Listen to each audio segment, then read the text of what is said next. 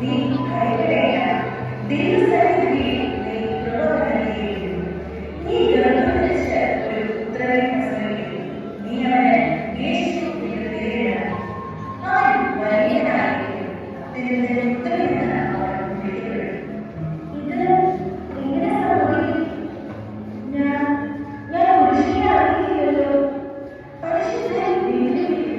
അത്യുന്നതന്റെ ശക്തി നിന്റെ മേൽ ആവസിക്കും. ആദ്യം പരിശുദ്ധൻ ദൈവപുത്രൻ എന്ന് വിളിക്കപ്പെടും. ഇതാ നിന്റെ ശാശ്വതരായ ഹൃദയരായ ഗർഭംധരിച്ചിരിക്കുന്നു. വലിയ വിളിച്ചിരുന്ന അവൾക്ക് ആറാം സമയം ദൈവത്തിന് സാധ്യമായി ഒന്നുമില്ല.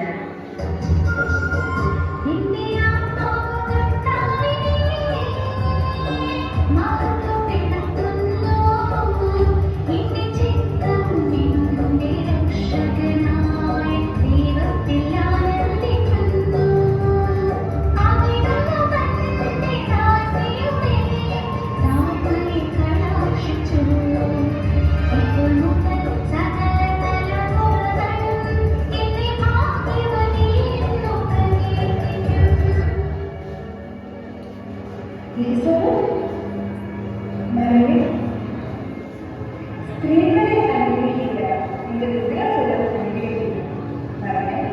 നിന്റെ സൗന്ദര്യം അറിയുമ്പോൾ ശിക്ഷ എന്റെ വയറ്റിൽ എന്റെ ആത്മാവ് രാവിലെ വാർത്തപ്പെടുത്തുന്നു. അവിടുന്ന് തന്റെ നാസികയെ താങ്ങുകയും കടാക്ഷിച്ചു.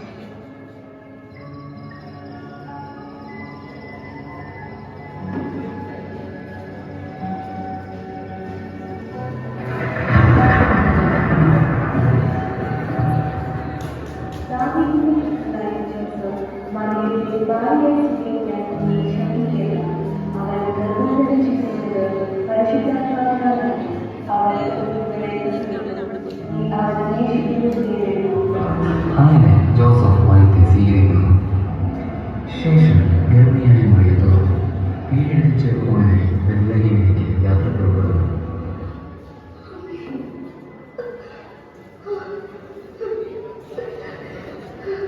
നീ ഇവിടെ ഇരിക്കുന്നു, ഞാൻ സ്ഥലം കണ്ടുപിടിക്കട്ടെ.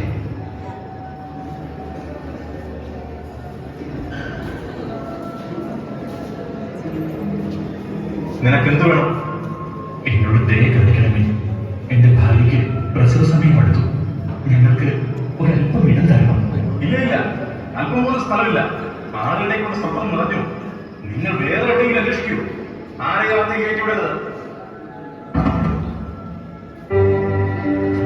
ദൈവമേ, ഞങ്ങളെ പരിഹരിക്കണമേ, ഞങ്ങളെ സഹായിക്കണമേ. എന്റെ ദൈവമേ, ഞങ്ങളെ സഹായിക്കണമേ.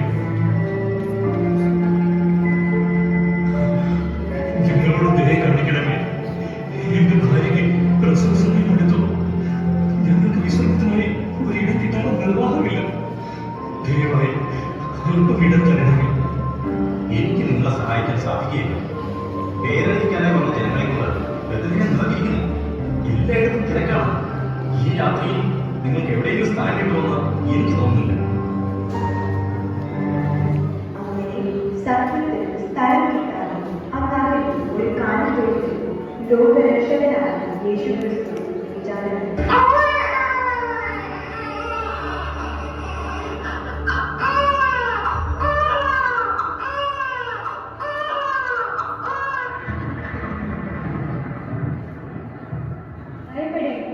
ഇതാ സകല ജനത്തിനും വേണ്ടിയുള്ള ഒരു വലിയ സദ്വാർത്ത ഞാൻ നിങ്ങളെ അറിയിക്കുന്നു. ദാവീദിന്റെ പട്ടണത്തിൽ നിങ്ങൾക്കായി ഒരു രക്ഷകൻ ജനിച്ചിരിക്കുന്നു. അത്യുന്നതങ്ങൾ ദൈവത്തിന് മഹത്വം, ഭൂമിയിൽ സന്മനസ്സുള്ളവർക്ക് സമാധാനം. അങ്ങനെ ആട്ടിടയന്മാരും കിഴക്കുനിന്ന് രാജാക്കന്മാരും നക്ഷത്രത്തെ നോക്കി ബെത്ലഹേമിലേക്ക് വന്നു.